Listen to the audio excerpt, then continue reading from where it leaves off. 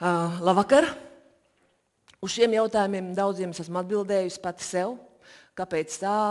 Dažreiz lasot komentārus, un ir bijuši arī komentāri, tas taču ar to ir jāpiedzimst, ar kaut kādu profesiju apmēram. To nevar kaut ko dzīves laikā mainīt, un daudz dažādu iebildumu. Bet priekš sevis es esmu atradusi atbildi par šīm pārmaiņām, jo tās ir kā pagarina man iespēju būt aktīvai, būt dzīvai, ar kaut ko nodarboties, pamainīt. Jo aktieru profesija ir tāda, sievietes man ļoti labi sapratīs. Tas ir zināms laiks, kurā mums ir 20 un 30 gadi, un tad šis laiks beidzas. Un arī es kaut kādā savā dzīves periodā sapratu, ka paskatījos tiešām uz priekšu, ko es darīšu pēc gadiem 10, 15 un 20. Un tas bija tas brīdis, kad es sapratu, ka ir kaut kas jādara. Man nebija daudz laika, un vienkārši bija ļoti daudz apstākļu, kas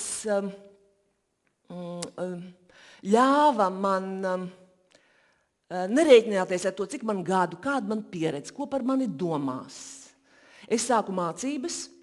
Un man ļoti daudz, manam prātam, manam saprātam ļoti daudz deva tāda ļoti slavena amerikāņu astrologa atbildi uz manu vēstuli, kurš vērtējot tā laika situāciju, jau pirms 11 gadiem, teica, nē, viss jums tur būs labi, ja. Un šis ja bija vesela rindkopa. Ja jūs nedarīsiet tā kā līdz šim. Jo es saprotu, ka mēs katrs darām tā, kā mūs ir iemācījuši vecāki, dzīve, skola, tur augstākās mācības iestādes, pēc tam partneri, vīri, mīļākie un tam līdzīgi. Katra kaut kāds klupiens, mums nākamais kļūst varbūt vēl lielāks, un tad vēl lielāks, un šī pieredze ir kā uzkrājas, pieņemsim negatīvā pieredze. Un tad ir vienreiz jānovelk svītra un jāpasaka, un man ir pilnīgi vienalga. Ja?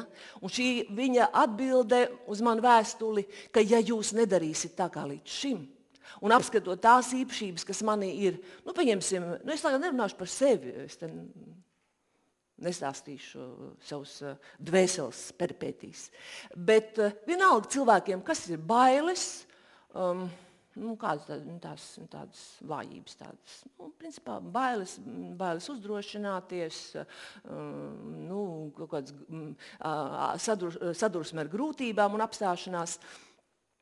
Ja jūs nedarīsiet tā kā līdz šim, tad jūs dzīvē ļoti daudz, kas kļūs savādāk un labāk. Un es sev to pieņēmu par likumu, un strādājot ar cilvēkiem arī astroloģiski un konsultējot, es tomēr cenšos ieraudzīt katrā cilvēkā, kas ir tas potenciāls, un katram mums ir. Kad mēs esam bērni, mēs esam ģēniji. Būsim daktari, kosmonauti un viss, kas tam līdzīgs. Un daudzi no mums to arī piepilda. Pārējie pret kaut ko saduras, un kaut kas varbūt neiznāk. Un es tev teicu, es varu mācīties, kaut arī man jau bija 47, es varu sākt no gala, es varu sākt mācīties, jo es to gribu. Es atgriežos pie kaut kādām savām bērnības, jaunības, vēl kaut kādiem sapņiem, ko paralēli. Tā kā es esmu studējis astroloģiju, tā kā tur es kaut kā drusciņi varbūt citādāk jau caur tām šīm zīmēm, tur kaut ko domāju, caur sauli, mēnesi un visiem pāriem, kāda rakstura veidojas.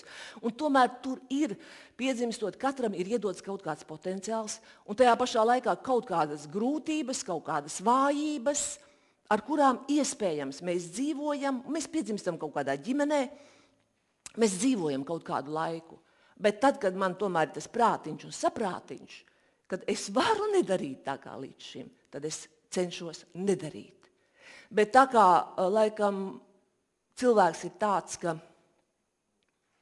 vieglāk ir vispār neko nedarīt, nekā kaut ko darīt, tad, mēs katrs esam dažādās situācijās. Un viens tāds jautājums, teiksim, cik procenti cilvēku vēlas būt veseli? Lūdzu? Atbildi? Ja jūs esat tik gudri, jo ja jūs kāds zina, tad lūdzu nesakiet. Cik procenti? 85, ja? Kas sola mazāk? Kurš sola mazāk? Mazāk, ja? Kurš sola mazāk? Procentus. Cik procenti cilvēku vēlas būt veseli? Tagad mēs pieņemam, ka tie, kas nevēlas, tie vēlas būt slimi? Es prasu, cik vēlas būt veseli? es jums jautāju, lūdzu, kurš sola mazāk? 2/3, kurš sola mazāk? Kurš sola mazāk? Neviens nevēlas būt vesels? Nē, kurš sola vairāk? Nē, no visu cilvēku kopuma, cik procenti? Kurš sola mazāk? Kurš sola mazāk? 25? Kurš sola mazāk? Varbūt jums ir jūsu annāļos kādi cipari. Nav. Kurš sola mazāk? Vai tiešām? Daudz? Jā, kaut kur tā, 2–3%. Cik procentu smadzeņu potenciāli cilvēks izmanto? Cik? 2–3, jā. Lūk, tā ir atbilde. Cik procentu smadzeņu potenciāli 100. izmantojam? Katrs izmanto tik, cik viņš var. No iespējām? Protams. No savām iespējām? Jā. Nezinu, kāpēc pēkšņi dažam kaut kas notiek, un viņš sāk izmantot lielākas iespējas. Pēkšņi viņam rodas kaut kādi tādi, nezinu. Labi, šo jautājumu mēs neapspriedīsim. Jā. Es laikam nepabrīdināju. Es taču stāstīju to stāstu, ka Ivars bija tas vienmēr, kurš piecēlās vai ne, beigās deva verdiktu. Jā, es redzēju, ka viņš pierakst. Jā, skaidrs. Ar to rēķinieties. Tas man patīk, jā. Jā. Lūk, tā kā 2–3%, un par to, cik procenti cilvēki vēlas mainīt savu dzīvi, cik vēlas ieguldīt izglītībā un savā gribas attīstībā kaut ko izdarīt, kļūt vai tur labākam, vai stiprākam, vai veselākam, tie ir 2–3%. Kāpēc 2–3%? Šeit bija arī tāds jautājums, kur jūs to ņēmāt. Es izdomāju, ja? Nē, tas ir... Kāds kaut ko teica, es tik daudz nevaru paspēt izpētīt. Bet Latvijā mana atbilde ir tāda. Latvijā ir viena Inese Ziņģīte. Jums šis vārds kaut ko izsaka? Ja? Jums izsaka? Nē, vīriešam neizsaka. Sievietēm izsaka. Tā ir sieviete, kur 20 gadu vecumā pēc paralīzes, pēc pilnīgas paralīzes, 7 gadus ar sevi strādājot, piecēlās, šodien viņai 75, viņa izskatās kā jauna meitene. Ja? Visu, ko varēja ieguldīt savā izglītībā un gribā, lai tas tā būtu. Tad, tā. Un tagad es tik tālu aizrunājos, ka es nezinu, ko es te gribēju arī pateikt, ko jūs no manis sagaidījāt. Vārdsakot, tad, kad pienāk pārmaiņas, ja pārmaiņas uztver kā katastrofa, tad tā ir katastrofa. Es esmu bijusi katastrofas situācijā, tādā dzīves katastrofas situācijā. Bet ar laiku iemācās, ka pārmaiņas tiešām tas var būt piedzīvojums. Un šodien es, izejot uz ielas, ejot vēl kaut kur, es sev saku, kas manā dzīvē vēl varētu notikt? Vai es varu sagaidīt kādu brīnumu? Un es saprotu, ka šos skaidrus visus var sarēķināt un procentāli un pierādīt un tā vai šādi. Un tomēr, varbūt, ka es esmu naiva. Bet šad un tad es ļauju notikt brīnumam. Te pirms pāris dienām bija Iļģu 30 gadu koncerts. Stāvvieta nav, ar mašīnu nav, kur apstāties. Un mēs braucam ar māsīcu pie Palādījuma tur tajā rajoniņā mazajā. Ja? Un es teicu, bet ir jābūt vietai priekš mums. Ticat vai neticat, mašīnu izbraucu, un mēs tur nolikām mašīnu. Es braucu no kaut kurienes, iela ir aizņemta. Tikai laicīgi to vajag padomāt. Vajadzētu būt vienai vietai, tā vieta tur atrodas. Tas ir neracionāli, tas ir neizskaidrojami, kāpēc. Un tāpēc arī par pārmaiņām. Jā, ir daudziem cilvēkiem, un arī man, ir šī baile, bet kas būs? Ļoti bieži cilvēki arī prasa, bet ja notiks pārmaiņas, kas būs pēc tam? Un man atbilde ir tāda, ir visādi bijis. Ir bijuši viduslaiki, ir bijuši 40. gadi, 60. gados mainīja naudu, 80. nekā nebija, 90. gados vēlreiz mainīja naudu, Banka Baltija, vēl kaut kas, 15 minūtes, ja? Jā, un mēs esam šeit, un joprojām mēs esam. Tātad tas brīdis, pārmaiņu brīdis ir grūts.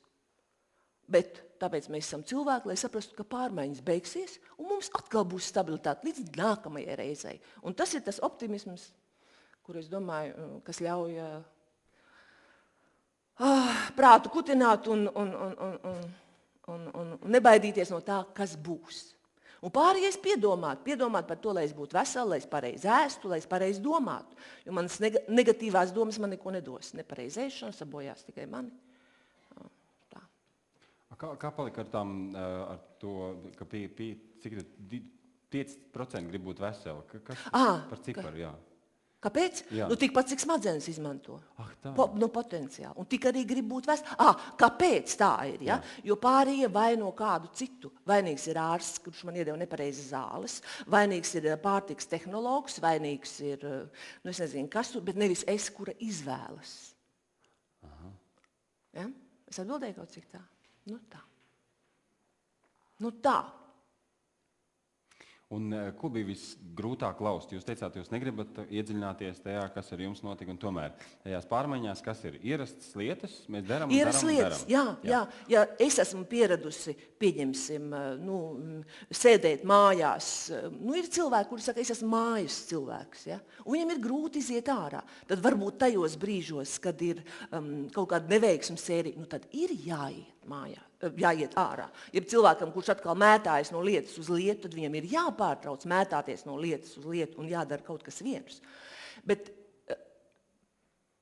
jūs runājat ļoti daudz arī par to, ka jāsarēķina, mums ir jāprāto, prāts ir melis. Prāts mums ļoti melo. Un patiešām arī tuviem cilvēkiem skatoties dzīves, tādā garākā nogrieznī, profesijas izvēlē ļoti bieži, ko vajadzēs, cik tas maksās, ko mans tētis vēlas, nevis to, ko sirds. Un tikko nav sirds klāt, tā pēc gadiem 20 cilvēks saka, tā es profesiju iegūju, bet es negribu strādāt, es nemīlu šo darbu, tāpēc, ka tur man nemaksā tādu naudu, jo atbildi ir tāda, ja cilvēks mīl to, ko viņš dara, viņš var būt dārznieks, viņš saņems, droši vien pietiekami. Ja viņš patiešām mīl savu darbu. Un vēl viena lieta, tāda tīri sievišķīga. Atnāk meitene, un viņai ir 2 puiši. Ja? Ar kuru tad? Tad es saku tā, te ir, šī roka ir, teiksim, tur Jānis, šis ir Pēters. Pie kura tu ies? Pie šī. Tas ir, tikko nav prāts, atbild sirds. Ja? Prāts saka, nē, viņam ir māja, mašīna, tā un tā. Bet Pēters ir tuvāks, tātad Pēters ir pareizais. Varbūt jums tur laulības gredzens tajā rokā bija, piemēram, vai kaut kas cits? Nē. Tas ir kaut kas cits. Cilvēks atbild to, ko saka viņa būtība, jo tas ir tas, par ko mēs runājam bērnībā, kad bērns saka, es būšu tas un tas, es gribu to un to. Viņš it kā jau sevi redz tur. Un pēc tam nāk vecāki saka tā, tur valsts pieprasījums ir pēc tā un tā. Tā kā mums bija daudz PR speciālisti, un es nezinu, kas tur bija. Ja? Un tad ekonomisti un juristi, un vēl daudz profesijas, un pēc tam šīs meitenes, es nezinu, kur lai viņas iet, viņš šo profesiju kā apgūst, bet tas nebija viņu aicinājums, bet aicinājums ir šeit. Tas ir ļoti tā nemateriāli, jā. Sasaprot, jā. Un pārmaiņas tas ir, lai pārmaiņas ir kā brīnums, jo, droši vien, es vienmēr saku, mēs meitenes. Mēs meitenes neatkarīgi no gadu skaita, jo es sev varu teikt, tiešām, kas vēl labs manā dzīvē varētu notikt. Es sev nesaku, ka viss ir beidzies. Un es domāju, ka notiks arī. Tāpēc, ka es tam ticu. Ka būs, kur nolikt mašīnu, ka kaut kas labs notiks. Paldies, Akvelīna.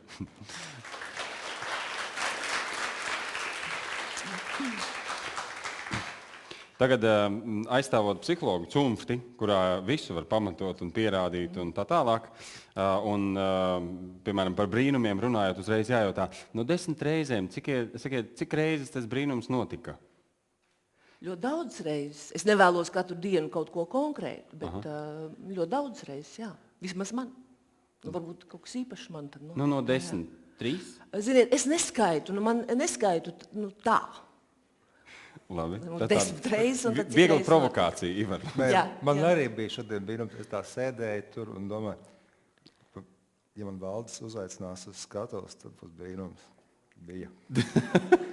Nē, es saprotu, par šīm lietām var ļoti smieties arī. Nē, bet ir viena lieta.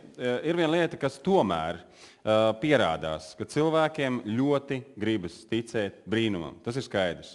Ja? Un loģiski, kāpēc šī profesija ir tik pieprasīta, ir tas, ka cilvēki labprāt arī uzticas tiem, kas viņiem to brīnumu piedāvā. Bet, piemēram, tas būtu vēl viens tāds, piedodiet, Akvelīna, provokatīvs jautājums. Vai jūs neuztrauc tas, ka bērni vairs neatšķir astronomiju no astroloģijas, piemēram? Ja viņiem to nemāc, kā lai viņš atšķir? Par šo mērķis komentārs. Es varu nekomentēt. Nē, tu arī piedalies diskusijā, viss kārtībā. Starp citu, mēs kādreiz ar manu kolēģi Viesturu Reņu taisījām tādu pētījumu pirms kādiem 5 gadiem Ir tāds žargona vārds sociālai priekšstati, kādā veidā cilvēki domā par kaut ko, kam ir noteikti veida definīcijas profesionāļu vidē. Tiksim, kā noteikti zinātnes nozars tiek definēts. Un, ja mēs runājam par nosacīti sociālām zinātnēm, tad, es saku nosacīt sociālām zinātnēm, mēs provokatīvi pielikām arī astroloģiju klāt. Un astroloģija iekabināja pilnīgi visām, tā skaitā psiholoģijai un astronomijai arī. Tā kā tur ir ļoti liels potenciāls tajā. Varbūt kaut kas drusku mainījies 5 gadu laikā, bet zinātniskumā tāda atskaites punkts, vaduguns bija astroloģija Latvijā cilvēku prātos. Labi, tagad par pārmaiņām parunāsim. Es vienu teikumu drīkstu? Droši. Šeit pie šī par astroloģiju arī.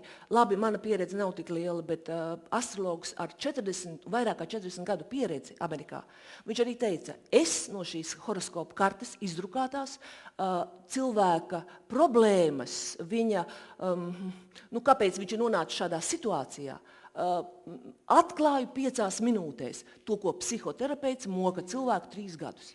Jā, tādēļ viņš labāk pelna. Par to mēs nerunājam. Jā. Psihoterapeits pelna. Jā, protams. Jautājums, lūdzu, par pārmaiņām. Droši.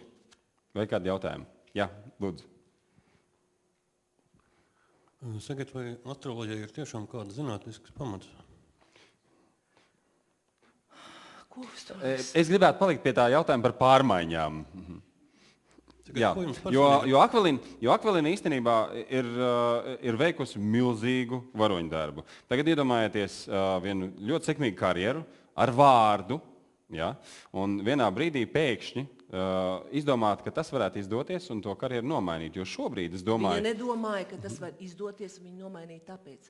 Viņa to izdarīja tāpēc, lai viņai būtu ko darīt, lai viņai strādātu prāts, un lai viņa 60 gadu vecumā nebūtu sanīkus, kas pukojas par dzīvi, par es nezinu par ko, bet man būtu ko darīt. Vai runa ir par aktrises likteni? Par manu likteni šajā gadījumā. Labi, jo es domāju, ir vesela paudze, kuri jūs pazīst kā astroloģi un nevis kā aktrisi. Jā, un ļoti izaugusi. Jā. Vēl kāds jautājums droši? Lūdzu, Akvilīnai? Labi, tad aplausi par drosmi. Paldies tev!